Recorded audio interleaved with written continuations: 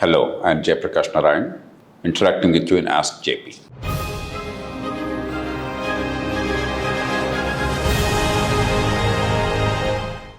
Uday Bhaskar from Uppalur. He is in the IT sector. He's from Uppalur in Andhra Pradesh, Krishna district. Uday Bhaskar, please go ahead. Recently, Oxfam International released an income inequality report on India. I want to read just a line that is highlighted in the report. India's top 10% of the population holds 77.4% of the total national wealth. The contrast is even sharper for the top 1% that holds 51.53% of the national wealth. The bottom 60%, the majority of the population, own merely 4.8% of the national wealth. The report seeks to justify, the report actually suggested what to do about this inequality, and however, I want to know what is your comments on this. How do you see this report, and what is your comment on this inequality? Thank you. Thank you, Uday Bhaskar. An extraordinarily complex question, without any easy or real answers anywhere in the world, much less in India. But let's try and address that, because just because the questions are complex, we cannot simply ignore them. We have to address them honestly and diligently, and we must persevere to build a better world. In a broad sense, Uday Bhaskar's point is valid. The numbers, no, the sources vary and numbers vary. For instance, the World Inequality Index says that the top 10% of India, they have 64.6% of the wealth, and the top 1% of 33%, and bottom 50% of 5.9%. Incomes are a little better because these are the incomes I'm mentioning, national income, share of national income. Wealth is always worse because the higher the income, the wealth accumulation is greater than the income increase. Because for the poor people, most of the income goes towards meeting the current needs. Therefore, there is no surplus. Whereas for the people who are better off, their requirement of consumption are much less. Therefore, there is more surplus generated. Therefore, high-income people always have much greater wealth than the share of income. And therefore, if you take the share of wealth, he mentioned the wealth, but income, it's a little better. For instance, top 10% have 57% of income, top 1% have 18.15% of income, and bottom 50% have 13.13% of income. But income or wealth, there is inequality. And this inequality is universal in the whole world, in the modern economy. So A, to what extent is it a problem? B, to the extent it is a problem, what needs to be done to address it? And what are the ways of making sure, finally, of inequalities not affecting human welfare or human potential being fulfilled? I think that's the way to look at it. Because it's easy to get lost in the inequality all the time and then worry about it. Because there were times when, in our quest for equality, world over and particularly in India, we did some things which did not work well. It did not reduce inequality, it only increased corruption, reduced growth, stagnated the economy, perpetuated poverty. There was a time in India in the 1970s when the effective income tax rate for the high income individuals, high income defined as over 2 lakh rupees per annum, the effective income tax rate was 97.75%.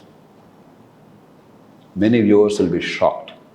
Many will not believe, and you will Google and try to look at it. Because 85% was the high tax rate in the high income bracket, about 2 lakh rupees, and 15% surcharge on income tax.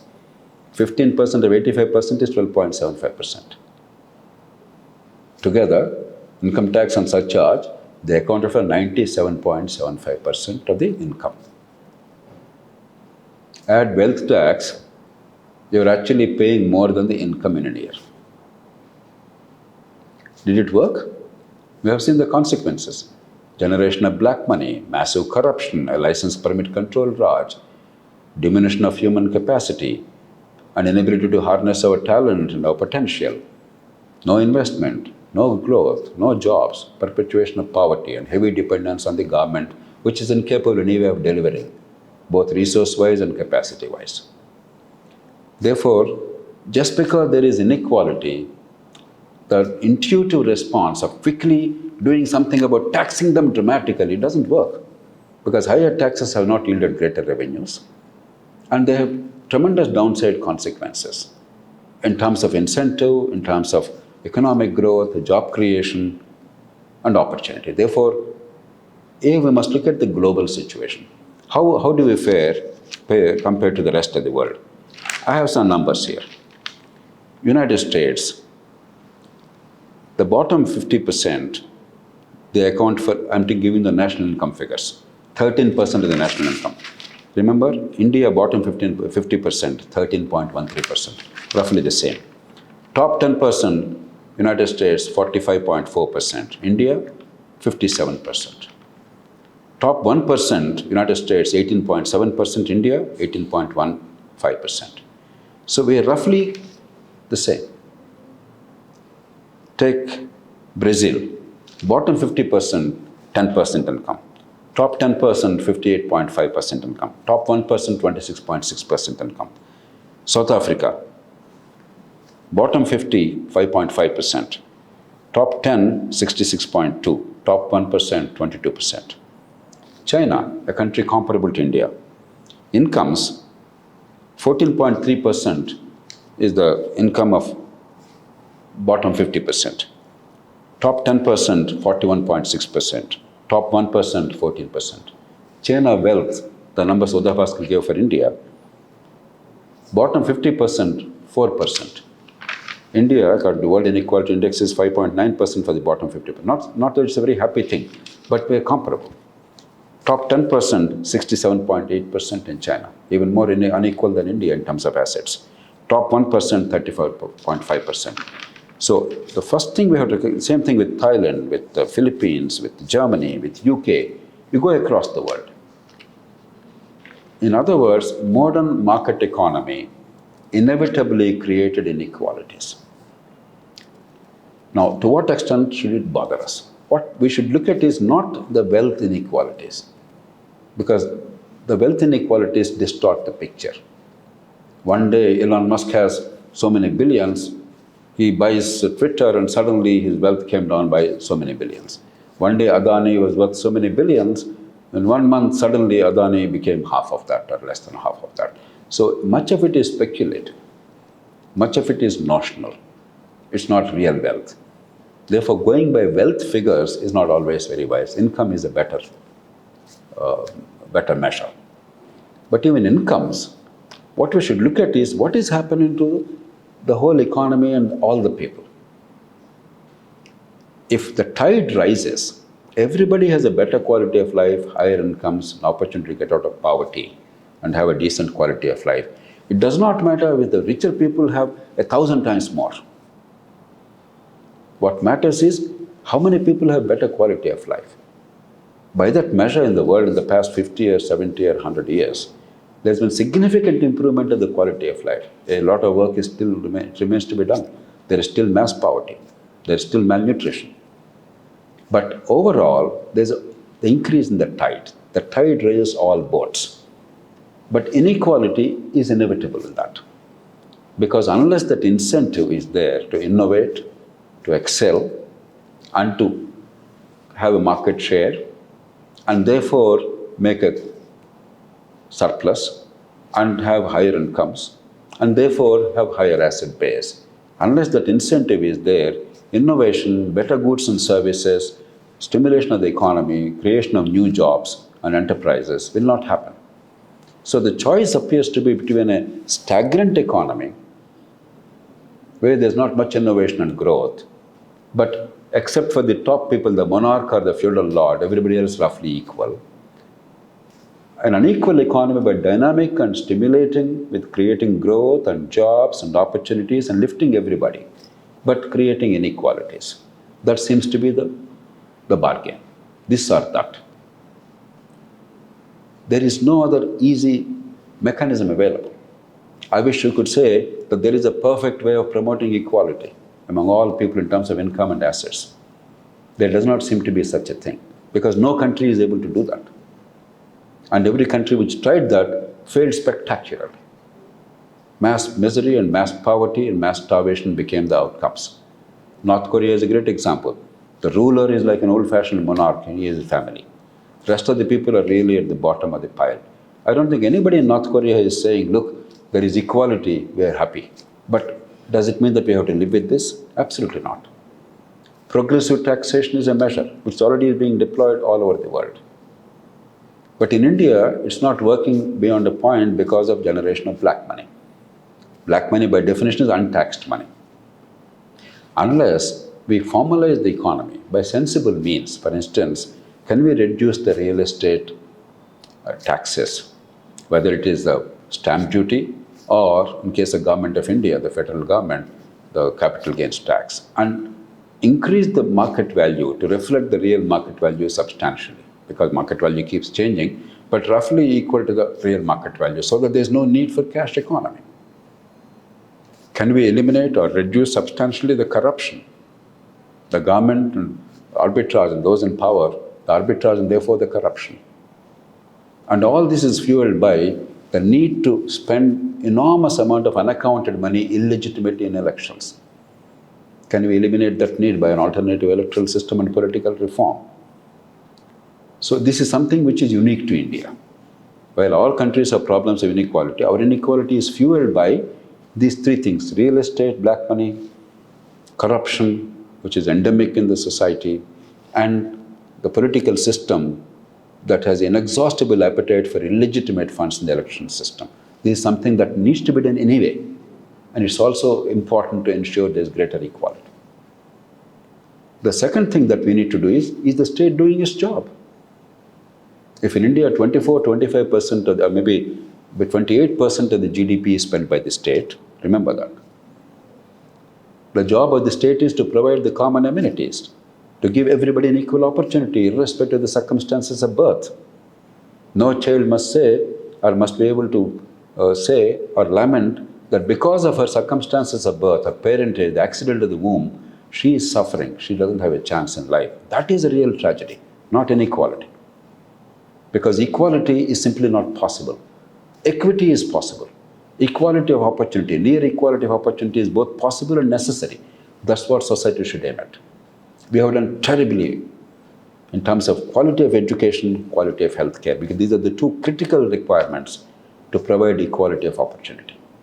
The Indian state has spectacularly failed, as opposed to many governments where there's inequality and yet there is equality of opportunity. Therefore, the birth does not determine the future. Your ability, your talent, your hard work will significantly enhance the quality of life. In India, that opportunity is not given adequately because of state's complete failure or near complete failure of education and healthcare. And that's where we should go. And finally, promote utilization of individual assets for societal goals. That's why people like Warren Buffett or Bill Gates and many others who are pledging or giving large quantities of their money for the larger public cause, sometimes national, sometimes local, sometimes global. That's so important. It does not matter how many assets you have in somebody's name. As long as the assets are deployed for the larger society, to stimulate the economy, to create jobs, to create goods and services, to make lives better, in whose name the asset is very unimportant. In what way the asset is deployed is far more important and significant. At the end of the day, having assets in your name is one of vanity. You cannot consume more than what you need. Maybe you can go for a few luxury goods. After that, there's nothing more to do. Ultimately, it's deployment of assets rather than the name in whose name the assets are listed. Therefore, while inequality is important, the real issue is equality of opportunity. And creating incentives for stimulating the economy, improving the quality of life, producing better goods and services, enhancing productivity, creating jobs, eliminating poverty. And therefore, let's focus on ending poverty, creating jobs, increasing incomes, and eliminating discrimination by birth. Much of it has to be done by the state, Some of it, society has to bear the responsibility, and the rich people particularly have the responsibility. And within those limits, progressive taxation, better deployment of resources, and incentives to utilize the resources for the larger public good in terms of creating employment and stimulating economy or providing goods and services for the poor. That is the way forward. Because we tried the traditional methods of equality. They ended in disaster. The way to hell sometimes is paved with good intentions. We have to promote equity. We have to promote opportunity. Absolutely no doubt about it. The challenge is, what are the best means? In a feudal society, wealth creation is merely a question of acquisition of other people's property. A feudal lord or a monarch. We are in a different society. Wealth creation is by creating more goods and services with better technology, lower prices, making things more affordable. Take India. 30 years ago, only about 7 million people owned telephones in this country. Today, 1 billion people have telephones. Low cost, affordable, good technology. Services function pretty well. Or access to computers. Access to things like air conditioning. Lee Kuan Yew said, in tropical countries, the most important technology to transform human lives is air conditioning. 30, 40 years ago, it was unthinkable in India that even middle classes could afford air conditioning. Today, increasingly, we are able to withstand the vagaries of weather and our productivity is not significantly diminished. Electricity, 24-hour electricity, even without air conditioning, a simple fan, it was a luxury not too long ago, making that available. So improving the quality of life, enhancing productivity, enhancing skills, creating jobs, and enhancing incomes, eliminating poverty, and giving opportunity. These are the ways forward to promote equity, not trying to bring about artificial equality by license, control, permit, Raj, or by preventing anybody from growing and innovating or removing the incentives. Having said that, the rich have an obligation. Mahatma Gandhi's notion of the rich being the guardians of society, the rich being the custodians of society's welfare. I think that must be embraced. They cannot simply take it as their own personal wealth. They are custodians. They have the good fortune. But unless the society prospers, individual advancement has no meaning. There must be a combination of that. I think all over the world, and even in India, increasingly there's a recognition, and people are deploying their good fortune in some measure, sometimes significant measure, for the larger public good. I think that's a very welcome thing. And the state must create incentives for that. For instance, in the US, there's a system called 501c3. If you create an organization for a public cause, the donor gets 100% tax exemption.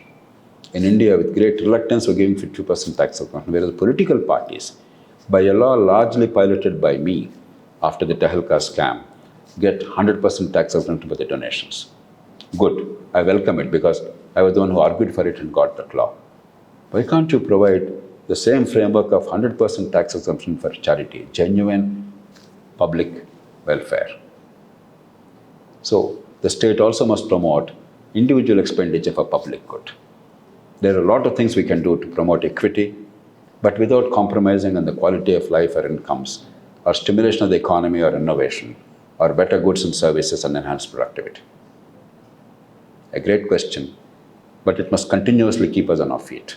We must continuously think and respond to the emerging challenges, because in the modern world with modern technology, it appears that there is greater concentration of wealth. One of the paradoxes of modern economy and high-end technology. Take all the big companies today, Microsoft or Google or a company like Apple.